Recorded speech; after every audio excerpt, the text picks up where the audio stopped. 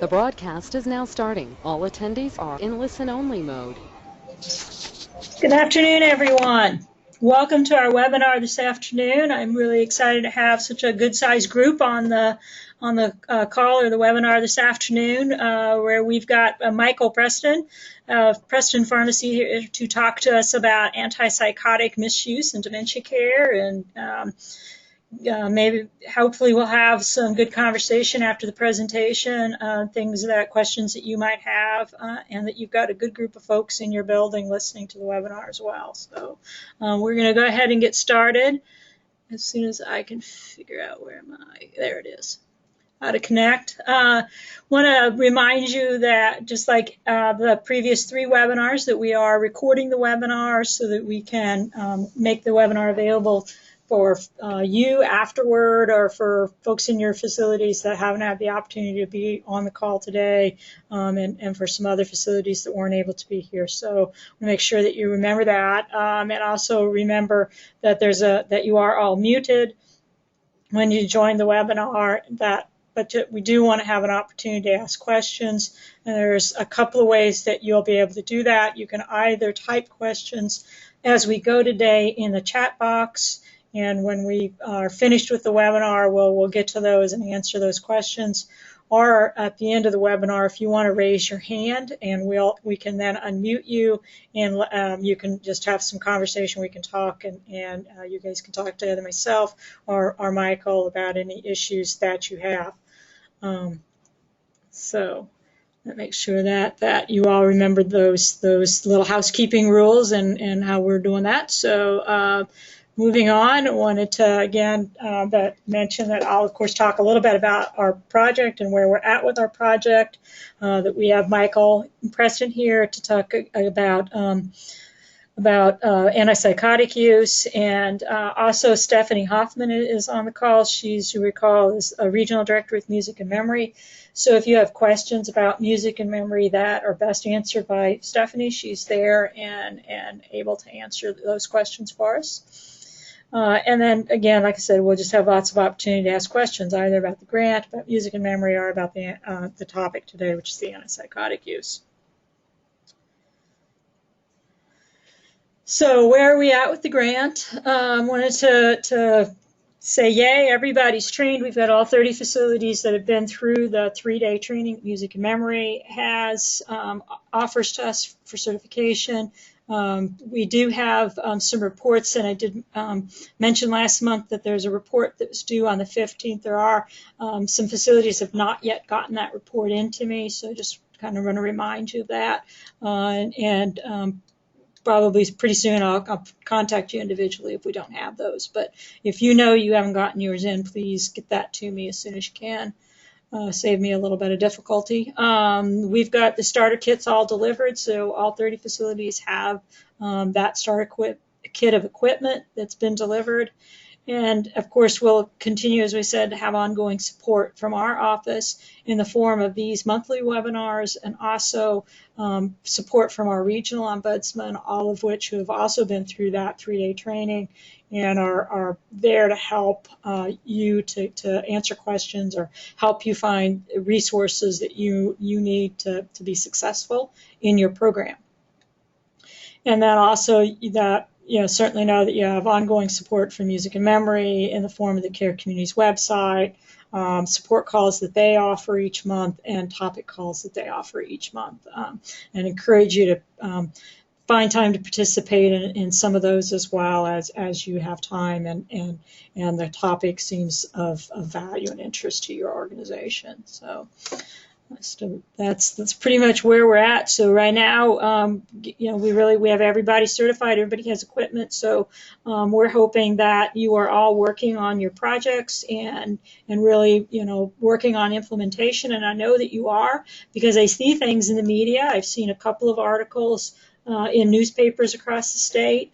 In fact, couple of them you'll see that we've shared on our Facebook page. So that's another thing for you to think about. If you haven't liked our Facebook page, do so. Because we do try to keep a little bit of information about the project as well on that. We've linked some articles about music and memory on our Facebook page, and are excited to see when the media is given a great report about something that's a positive thing that's happening in long-term care, and appreciate those opportunities to share those articles.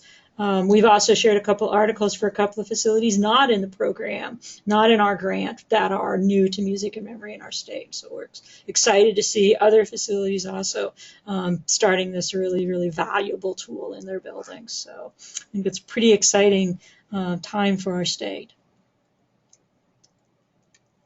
This is just a slide again to show you what that form was. I mentioned the form that was due on the 15th. That's what it looks like. If anybody needs another copy of it, I did send those out a couple of weeks ago, copies of those. But if you still need another copy, don't hesitate to email me. I'll send you a new copy. So now I'm going to move the presentation over to Michael Preston as soon as I do a couple of things. Everyone, I'm going to move over his presentation over to my main computer. So everybody should be seeing Michael's presentation, the antipsychotic misuse and dementia. And we'll get started on that. And then, again, if you've got questions you think of, don't hesitate to include those in the chat box so that we can answer those. I can answer, or Michael can answer those questions. So. Hi, everyone. Here we go. I am Michael Preston, Director of Professional Relations at Preston Long-Term Care Pharmacy. Let's talk about misuse of antipsychotic and other psychoactive medications versus justified usage. We have evolved in our thinking of even justified usage is for much shorter time periods than in the past. Regarding objectives, we want to help you make some plans and successfully establish a culture of minimal psychoactive drug use for dementia residents and improve their overall care. We want you to have a better feel for the risks and marginal benefits of antipsychotic usage in our dementia residents. We will review pharmacology, risks, some serious, some less serious, justification, the big challenge, unacceptable use, documentation, another huge challenge, care planning, best practice. There are many successful initiatives that can be implemented, and resources. This is a list of antipsychotic medications presently current, but new ones are added periodically. Note, 3 only are considered appropriate for Parkinson patients when and if they develop psychotic symptoms like hallucinations. Those are Clozaril, Seroquel, and the just-released Nuplazid, which does not affect dopamine as all of the other antipsychotics do. Different antipsychotics actually do have different therapeutic effects, hitting various receptors in the brain, but also have some difference with change in dosage. Varying side effects are also seen with different antipsychotics. Side effects, as one would expect, are typically dose-related. Let's look at some studies that show actual efficacy of antipsychotics in dementia residents with agitated behavior symptoms. In double-blinded, placebo-controlled antipsychotic trials, only 12 to 20% of the patients showed improvements in symptoms. A meta-analysis referred to above means collecting data from multiple qualified studies and then crunching the numbers of all the combined studies to get even more significant information. The lower dosages of Seroquel, sometimes stated as less than 50 milligrams and sometimes stated as less than 150 milligrams, probably one is a single dose and the other as total daily doses, simply have a sedative effect like Benadryl. I maintain that the placebo effect on staff is very significant, when a psychoactive medication is given to a resident. When the approach changes and the expectations change, lo and behold, the resident is calmer. This is more data to put in perspective the use of antipsychotics in dementia residents, particularly the increased death rate. Consider the side effects of antipsychotics, including incontinence, falls, movement disorders like tardive dyskinesia, the black box warning of actually increased death rate of residents with dementia who receive antipsychotics versus those who do not receive antipsychotics. Do we really want to deal with all the increased care due to side effects for rare benefits? I won't second guess a trial where justified, but then truly look at outcomes, if any benefit. Then weigh the benefit versus the risk. These are the exempt diagnoses that do not count as antipsychotic usage in your MDS reports. Note MDS coding difference of schizophrenia versus schizoaffective disorder. In no way do we promote adding a schizophrenia diagnosis if not clinically accurate. Would not expect schizophrenia to suddenly manifest itself in an elder. Off-label usage. This is where it gets even more serious. State surveyors are trained to have a very critical eye for antipsychotic usage. They are looking to verify that underlying causes of agitation were investigated or ruled out. They are looking for non-pharmacological interventions and better documentation and justification before an antipsychotic is even started. They will be looking at behavior symptom charting to demonstrate the justification and to demonstrate if there is improvement. They will expect to have the behavior symptom monitoring to mirror the exact symptoms outlined in the care plan. There is to be documentation of symptom or no symptom every shift. That is for routine antipsychotic and routine anti-anxiety medications. More on non-exempt justification. Bipolar disorder and major depressive disorder are FDA-approved usage for antipsychotics. Use of an antipsychotic for bipolar would typically be after failure on standard mood stabilizers like lithium or Depakote, or if one has psychotic symptoms. Be very aware of the importance of documentation of diagnoses and symptoms to demonstrate the justification. Thoughtful pharmacologists consider PRN antipsychotics to be ineffective and inappropriate, as it takes 3 to 7 days for the antipsychotic effect to start. Acknowledge there is a sedative effect that is relatively fast-acting. The very small dosage orders should be assessed for discontinuation as considered ineffective. At times, there is temptation to use medication as a quick fix, but may be going down the road of inappropriate use and or not taking the time to uncover the unmet need. CMS does define chemical restraint rather simply under 2 categories. That is drugging a resident for convenience or for punishment. Beware, convenience does leave room for interpretation. Let's look at typical underlying causes of behavior symptoms. It appears that most of the studies show pain is the #1 issue for causing agitation. Many medications can cause difficulty in urination and bladder pain. Loneliness and needing attention have often been shown as an unmet need.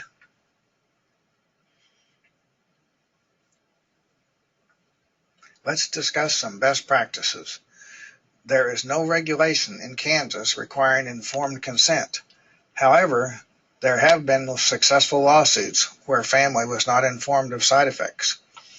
Using root cause practices, was the underlying unmet need thoroughly investigated?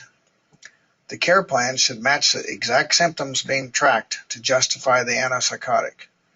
There must be documentation every shift of the specific behavior symptoms that are being used to justify the medication. That is for routine antipsychotics and routine anti-anxiety medications. As a best practice, the auto 7-day stop date on new orders forces reevaluation. Maybe the unmet need has been discovered. Surveyors are taught charting symptoms by omission is not acceptable.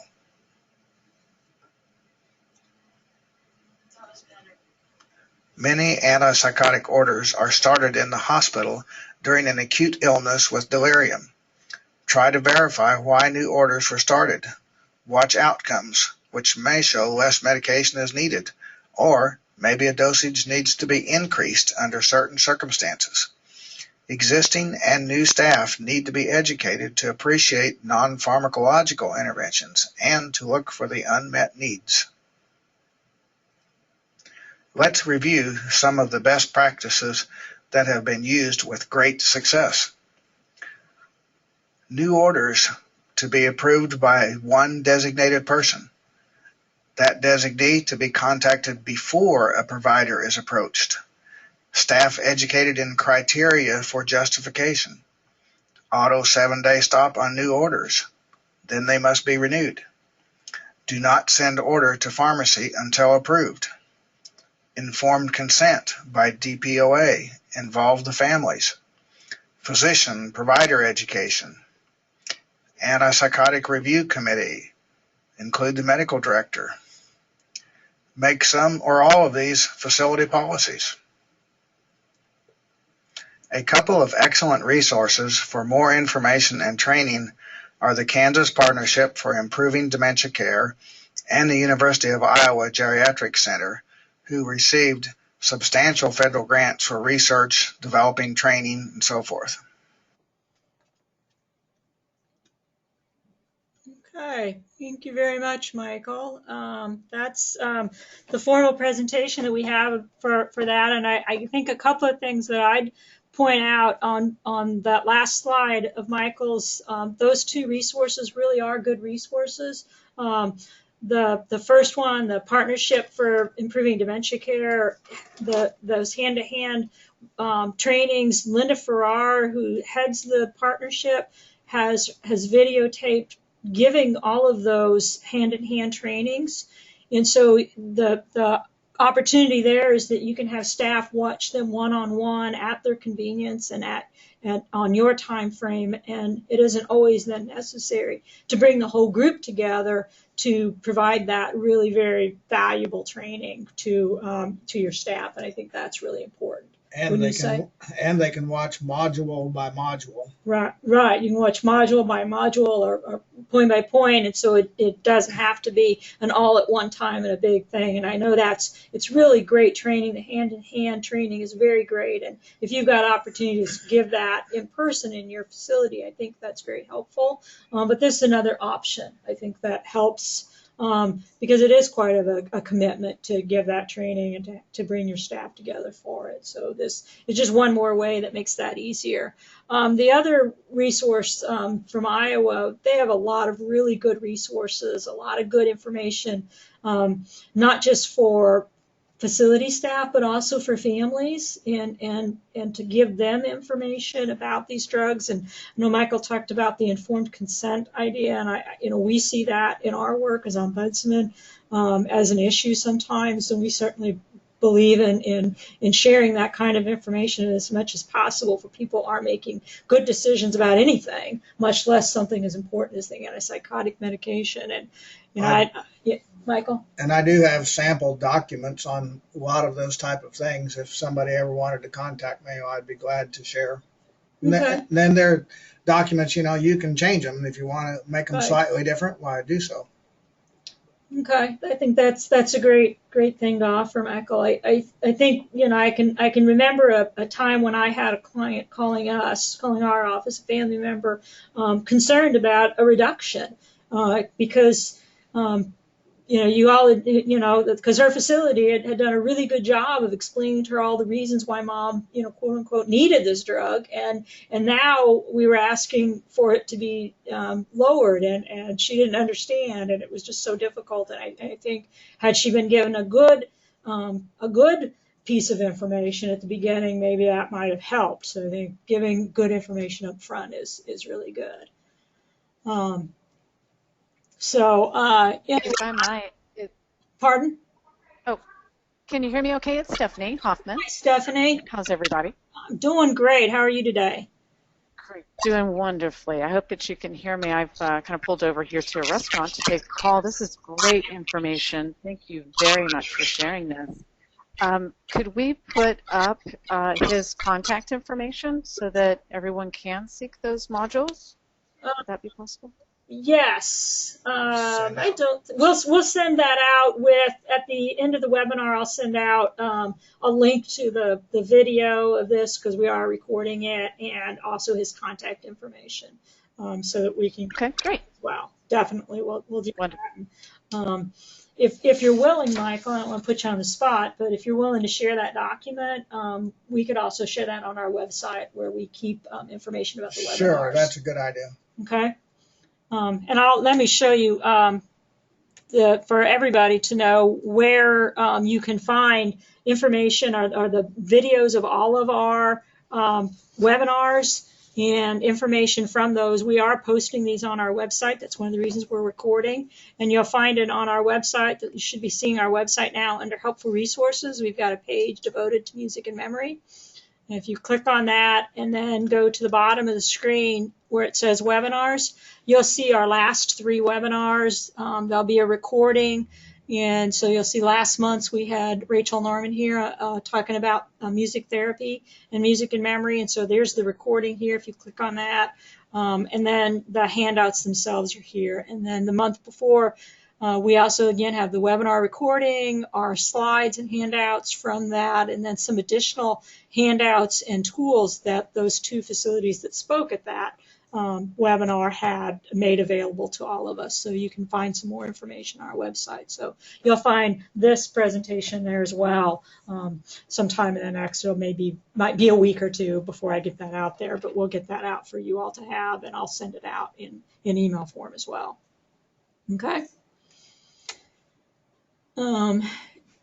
And so really want to just open this up to anybody that has questions. I do see one question in our question box, and that's really more of a question or comment that they'd like to see a copy of the PowerPoint to share with management, and indeed we will have that available for you all to share with your facility in any way that you can find that helpful.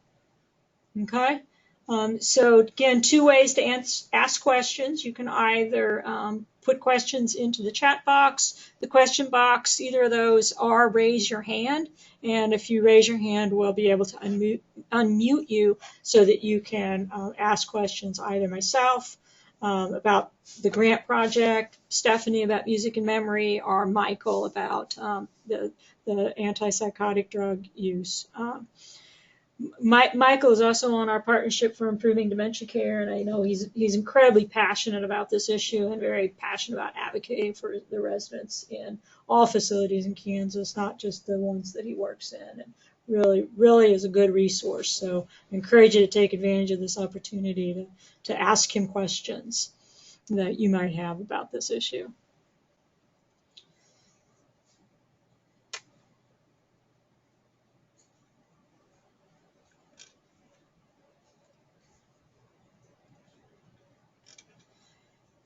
So while we think about some of those questions, I'll pull back up our slides to let you know when our next webinar is. Make sure that you're aware of that next month we're going to be having Michelle Needens from the Alzheimer's Association here talking about dementia care, about identifying challenging behaviors before they escalate. So I think that's an important topic as well, so we look forward to that.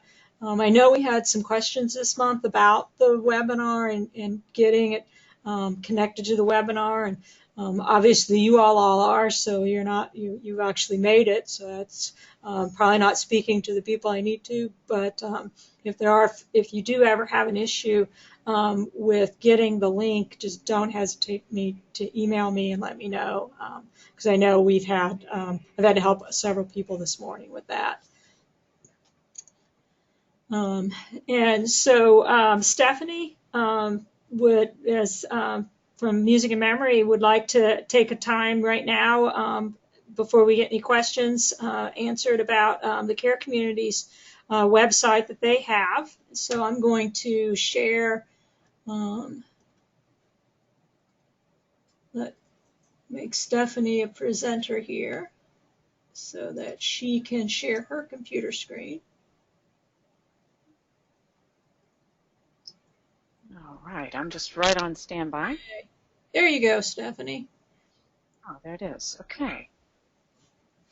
Yeah, I thought it would just take a minute because I know that there are certain areas of Care Community to be used really as resources, and I don't know that as many have actually gotten onto Care Community that could. I wanted to point out just where those key points are to make sure that this is easy for you to get to and really decipher what's important, what's most important for you right now as you're rolling out. If you've got questions, I thought I would just do this in between time that you have questions about anti-psych medications for him, and I'll just take a few minutes to show you a couple of things. Let's see, and feel free to always ask questions. This is a great time to do that. So if you're looking here at the key page of the Care Community, you'll see over here to the left are our real easy support tabs. One of them is the calendar, and that's going to pull up just where the upcoming webinars, upcoming calls are, upcoming support. You'll see that the next round of people who are coming in for certification with Music and Memory, that always happens towards the end of the month. So you'll see that piece there. That's something quick that you can click on just to see if you may be able to participate in a support call. The support calls, the topic calls, excuse me, the topic calls are on a variety of different subjects. And if you don't see something that would help you here, feel free to email myself, to email Care Questions at Music and Memory also.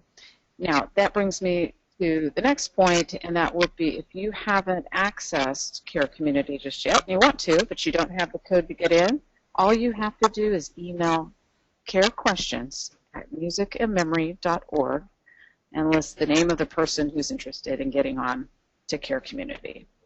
So this, again, is just the topic calls that you can participate in. You'll see the date is here, the time, topics, and how to get on those calls. You just click that meeting URL. The other piece that I wanted to show you is when you go into the community forums, you're going to see various topics that you can find more information on. You'll also find peer-to-peer groups that you can click on. And once you enter those, you'll see a variety of topics. In fact, the use of anti-psych medications will be listed in here as well, so you could always get on a group there. We certainly welcome everybody to give their feedback. You would just click on these and then enter the group. You come on back over this way. If you see the videos page, you're going to find that you could take a tour of Care Community anytime, any day. You can do that here. You can also look at some of the videos that are from other states. So you'll see a variety of different videos that you could use even in your in-services that you need to do. We are adding an additional amount of discipline-specific CNA, social work, administrative. A lot of different discipline-specific videos will be coming out fairly soon. If you go over to resources, this is one of your best practices areas for implementation. You'll always have reference to quick reference guides, but I love the best practices area. These are the areas that we have shown to really work for people. No need to reinvent the wheel. You've got everything here in terms of your resources and tools. You can look at some of the various, you can click on any of these and you'll see it goes down further to get very specific as to what you're looking for. Can you hear me okay, Barbara? I've got a little feedback that's... Yes, I can hear fine. There's a little echo sometimes, but it's fine. Okay, great. So I want to make sure that I'm pausing just in case there are questions out there that y'all are looking to answer regarding the use of anti-psychs. I think we have one question. Michael, did you have some thoughts on the question that's been asked? There's a question, if a psychiatrist is initiating the medication, what is the most effective information that we can produce? Psychiatrists don't do those out of the blue. Somebody has to be giving them information, and that's part of what we say is the justification. What was the very specific behavior symptoms or psychotic symptoms that this person was having that justified that psychiatrist being contacted? And then after the fact, continue to monitor those behaviors or psychotic symptoms, and was there improvement? We're looking at the outcomes, and if they don't get better, you sure don't have a medication justified. Does that answer what you were asking? If you can type back in, maybe. Yeah, that'd work. Or if you raise your hand, we could make a conversation if you'd rather. I know part of the question also talked about root cause analysis and how challenging that can be, and it certainly is challenging, I think. And I know that for me, that was really brought home this spring. I was at a conference, Leading Ages Spring Conference, and the first speaker, the pre-conference speaker, was there talking about dementia and behavior issues. Spontaneous reactions, I believe is what she called them. And she really had a couple of really good examples that spoke to me of how hard it is to get to the root cause analysis, because sometimes the trigger point happened happened before that. It didn't happen in the couple of seconds before that behavior happens, that sometimes it's something that builds, or it's something that takes a little bit of time before you actually even see it. So trying to get that connection can be difficult, to know what it was or is that's causing that behavior. But I think it's unfortunately, it's one of those things that takes time and commitment to trying to unravel. So hopefully that answered the question. I'm looking now to see if we've got more hands raised. We do have one hand raised. Jan Scroggins is actually one of our ombudsmen in Dodge City. And Jan, you have yours raised. I'm going to unmute you if you have a question to ask someone. Jan? Yes, can you hear me? Yep, can do. Okay. Yes, I would like to ask Michael Peterson a question again, please. He spoke earlier on about there were only 3 antipsychotics that were good for hallucinations with Parkinson's. Right. Would that also be the same medications for Lewy bodies? Aren't there quite a few hallucinations with Lewy bodies? Yes, but I can't claim to be an expert on Lewy body treatment today. So,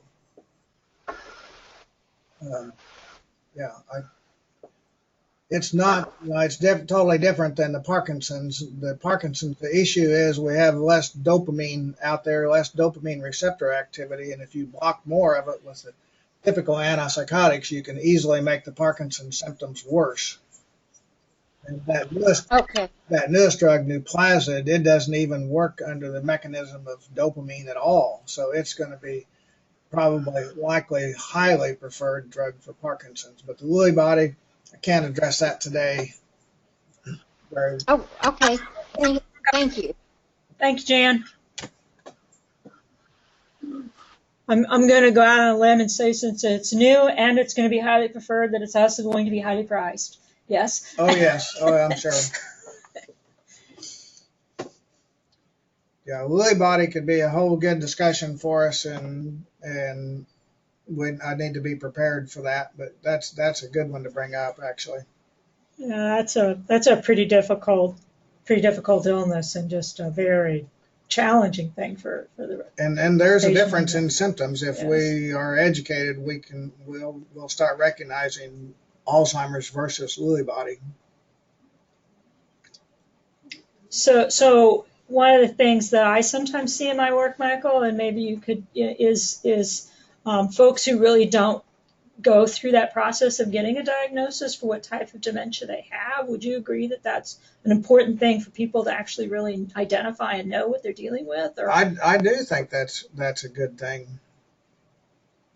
that we do get a definitive diagnosis. Is it a Parkinson's, psychotic symptoms? Is it Lewy body? Is it Alzheimer's? Is it vascular dementia? Because there can be some different approaches. Yeah, I mean, I think I knew that. I know that from my work now, but even as a provider, as an administrator, that was sometimes the response that I would get from families was, what difference does it make? Or they just didn't see the value in getting that definitive diagnosis. And it was sometimes difficult to explain that, but I think it helps to know what you are dealing with and tailor your interventions accordingly then. I do. I believe it's important. Great.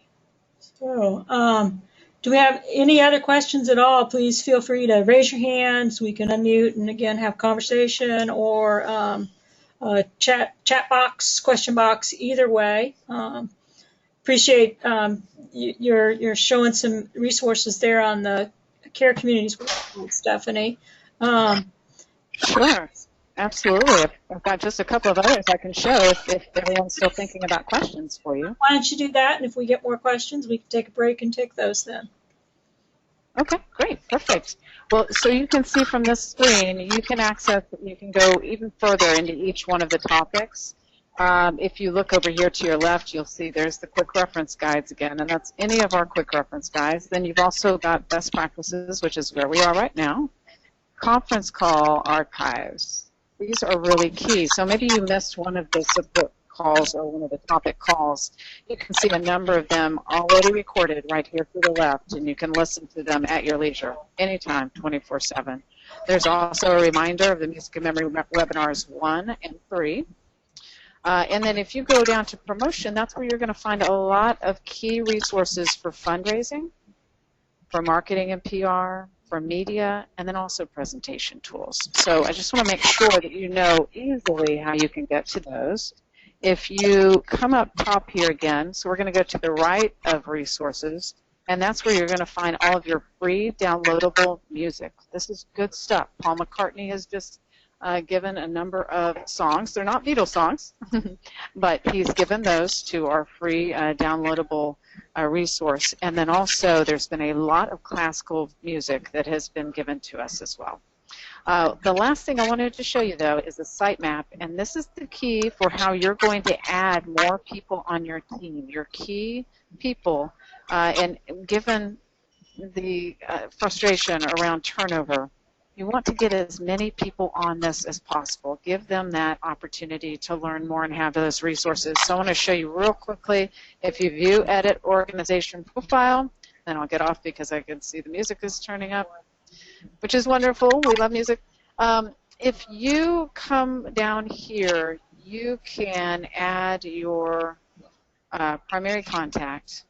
You can also add additional people to your profile. Excuse me, I'm sorry. If you look over up top here, user invitations and certificates, come all the way down towards the bottom. You can add another person to this. Just give their email address, we'll send the invite, and then we'll give them notice that they are invited to join everyone on the Care Community. So that's pretty much what I wanted to show you today. I'm available anytime for questions. You can always email me at shoffman@musicandmemory.org. I'd be happy to help. And don't hesitate to upload your videos as well. There's a lot of people who can really benefit from your learnings and your best practices too. Thanks so much, y'all. I'll be here for questions. Thank you, Stephanie. It's a great resource, and every time I go, I see it's gotten more information and more resources for folks, and really appreciate that. I want to help clarify for some of our folks, because that's one of the things I've had questions about from some of our grant communities. Stephanie is about that website and connecting to it and some different issues. And I'll have the email address to ask those questions to so that everybody has that. But it's care questions at musicandmemory.org. So if you're having trouble connecting or with other issues concerning the website, that's the place to go to get answers to those questions.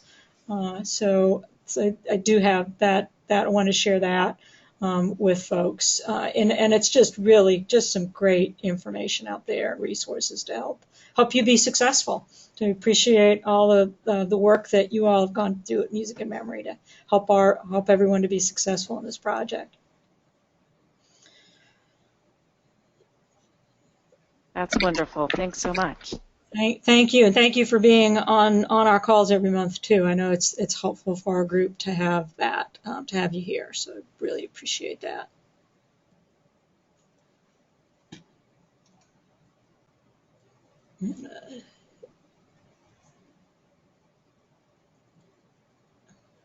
Okay, so I think I've taken my screen back to show on the slide. So if you're not seeing my slides, somebody should just let me know.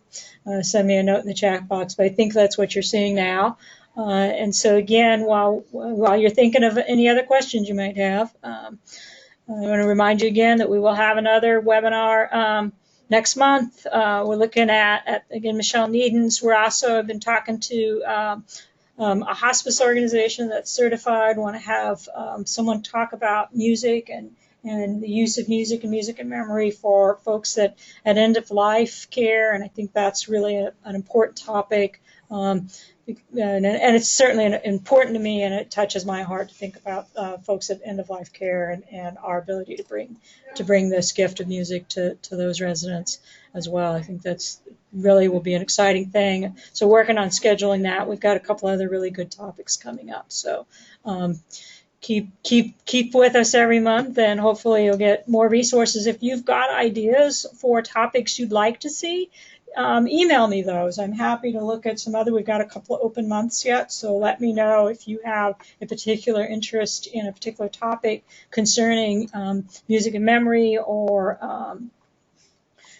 dementia, what that might be. If there's things that we could do to improve what we're doing to help support you, let me know what that is as well. We want to do everything that we can to help make your program successful. So this slide should, if you've got questions about the project, you've got my contact information, Music and Memory's website, a link on our website that tells you how to contact your regional ombudsman, who can also answer questions or help you find information about Music and Memory or the project. And if they don't know the answer, they know how to find the answer or who to ask. So contact them, and if you need assistance and help. Music and Memory's website, and then also that email address for Care Community's website questions, carequestions@musicandmemory.org. So if you need that information, you'll have that. You have it now, and you'll have it in the slides when I send the slide decks out, so that you have that information. So want to one last time check and see if we've got any questions for Michael. About his topic today about antipsychotic use, and you know, if you think of a question after today, I'd be happy to forward it on to him, and maybe we can get some questions answered that way as well. I know there was a comment that's, you know, somebody wanted the slides to be able to share with their management staff, and so if that generates questions, don't hesitate to let us know what those are, and we'll get answers back to you. Is that fair enough, Michael? Sure, absolutely. Okay. So any other comments that you have or thoughts or? No, I think I'm proud of Kansas. I think we're moving forward. We're doing better and better, and we have many saintly people taking care of our elders. We just need to keep our attitude right and keep our people educated. Absolutely.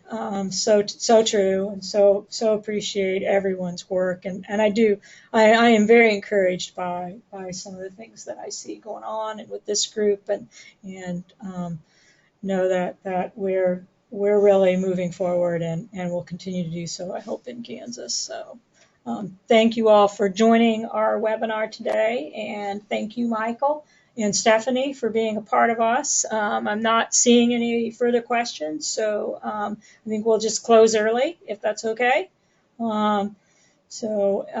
Anyway, thank you all again for being on the call today, and we look forward to seeing you next month, and thank you all for bringing the gift of music to your residents.